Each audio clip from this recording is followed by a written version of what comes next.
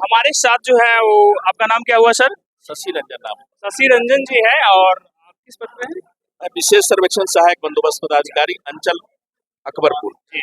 तो चलिए हम इनसे कुछ सवाल जवाब करेंगे जमीन के बारे में। और तो चलिए सर हम आपको बता दें कि जमीन किसी और के नाम है और खतियान पे दिखा रहा है कि कोई और उस पे जो है बरसों से मकान बना के रखा है या कब्जा करके रखा है, तो उस जमीन का क्या होगा? सर्वे में क्या किया जाएगा? नहीं, जमीन अगर किसी का खतियान में उसका नाम दर्ज ना हो या केवाला पे उनका नाम दर्ज ना हो तो उस स्थिति में उस जमीन पर उनका जमीन नहीं माना जाएगा, उस जमीन पर उनका अवैध कब्जा माना जाएगा। अभी जो सर्वे होगा उसमें अगर वो कोई प्रूफ नहीं देते हैं कि किस किस माने कि कैसे अपने जमीन को उन्होंने हासिल किया है, तो जमीन जो पहले के रैयत है, जो खतियानी रैयत है या जिनके नाम पे केवाला है, उनके नाम से खाता खोला जाएगा।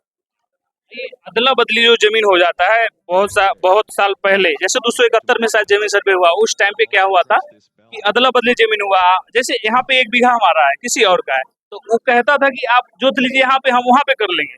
इस जमीन का अभी तक जो है 2-3 पीढ़ी चला गया है, लेकिन उस जमीन को अभी भी जोता जा रहा है और खतियान किन्हीं और के पास है। इस जमीन का क्या होगा? ऐसा मामला पूरे बिहार में बहुत सारा है, 90% ये मामला है। नहीं, बदलैन जो जमीन है, मौखिक बदलैन की स्थिति में आपको जब भी बदलैन करना पड़ेगा तो रजिस्टर्ड बदलैन करना पड़ेगा। मौखिक बदलैन की स्थिति में जमीन एक दूसरे के नाम पे नहीं किया जा सकता है जब तक वो जमीन रजिस्टर्ड ना हो। अगर मौखिक बदलैन लोगों ने किया है तो उनको अभी क्या करना होगा कि रजिस्ट्री करा ले। अभी पैनिक करने की जरूरत नहीं है, प्रपत्र 2 भर के दे दे उनकी जो जमीन है, लेकिन रजिस्ट्री करा ले। एक सर, किसी जमीन का जो है, जमीन हमारा है और किसी ने किसी और के उस जमीन को जो है रजिस्ट्री करवा लिया है। जमीन हमारा है, किसी और ने उस जमीन को रजिस्ट्री करवा लिया है और जमीन हमारे वंशज के नाम पे है खतियान, तो उस जमीन का क्या होगा? अधिकार किसका होगा उस जमीन? नहीं, वो देखना पड़ेगा कि जमीन खतियानी जमीन है और किसी और ने रजिस्ट्री कराया है, तो अगर रजिस्ट्री करा के अगर उस जमीन का म्यूटेशन हो गया है, जमाबंदी कायम हो गया है, तो उस स्थिति में जमीन जिनके नाम पर रजिस्ट्री किया गया उनके नाम पे ही खाता नया खोला जाएगा इस सर्वे में।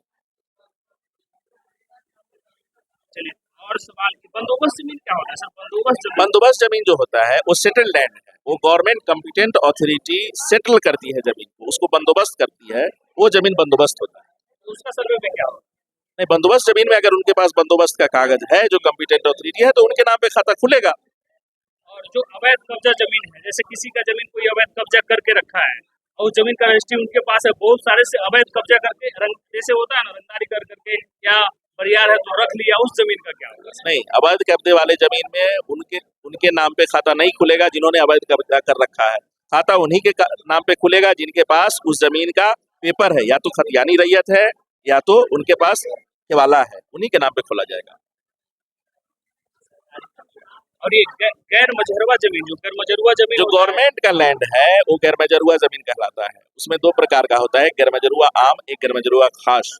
बहुत लोग हैं, मैं बता दूं, बहुत लोग हैं जो गैर मजरूआ जमीन पे उन्होंने घर बना रखा है या अपने कब्जे में रखा है, तो वो जमीन पहले भी गवर्नमेंट के नाम पे थी, आज भी गवर्नमेंट के नाम पे रहेगी। उस जमीन को अभी उनके नाम पे खाता नहीं खोला जा सकता है। तो उस पे रह रहे हैं तो उस पे रह सकते हैं, यूज कर सकते हैं, लेकिन अगर सरकार चाहेगी तो वो आपसे ले सकते हैं। सरकार जब चाहेगी तो आपको हटा सकती है, लेकिन खाता जो खोला जाएगा, जो सर्वे में हम लोगों का मेन काम है नया खतियान बनाना, तो नया खतियान बनाने में हम लोग जो खाता खोलेंगे वो अनाबाद बिहार सरकार के नाम से ही खोलेंगे। अच्छा, परपत्र 2 का पत्र क्या है? वो परपत्र 2 जो फॉर्म है वो कहाँ पे यूज होगा? प्रपत्र 2 जो है वो स्व घोषणा है, रैयतों का अपना डिक्लेरेशन है, सेल्फ डिक्लेरेशन है। उसमें रैयत बताएंगे कि मेरा जो जमीन है उसका डिटेल्स उसमें देते हैं। उस डिटेल से हमें ये प्राप्त, हम डिटेल्स देते हैं, डिटेल से हमको ये फायदा होता है कि हम रैयत तक पहुंच जाते हैं। रैयत को ट्रैक करने का एक माध्यम है प्रपत्र 2। परपत्र 3 वंशावली बनाने के लिए परपत्र 3 क्या जरूरी है या नहीं? प्रपत्र 3(1) जो है सेल्फ डिक्लेरेशन करके भी दे सकते हैं, कोई दिक्कत नहीं। उसके साथ वंशावली बनाने के लिए अभी जो रैयतों में पैनिक हो गए हैं कि हमको वंशावली जाके बनाना है, सरपंच से बनाना है या पंचायत सचिव से बनाना है, वैसे करने की जरूरत नहीं है।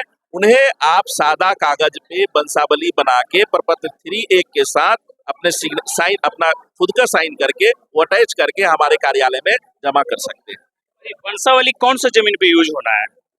नहीं, देखिए, वंशावली जैसे खतियानी जमीन है, तो खतियानी जमीन अगर उनके जो आज रैयत अभी जिंदा है, एट प्रेजेंट है, और उनके दादा परदादा के नाम पे जमीन थी, तो उनको तो वंशावली देना पड़ेगा। तभी उनको कोरिलेट कर पाएंगे हम लोग कि अभी जो रैयत है उनका जो खतियानी रैयत है उनसे उनका क्या रिश्ता था। दूसरा एक भी है, एक खरीदगी जमीन में भी बंसावली लगाया जा सकता है। अगर वर्तमान जो रैयत जिंदा है और उनके दादा परदादा ने अगर जमीन खरीदी थी तो उनको भी बंसावली की जरूरत पड़ेगी। अगर अभी जो वर्तमान रैयत है अगर उनके नाम पे जमाबंदी कायम नहीं है तो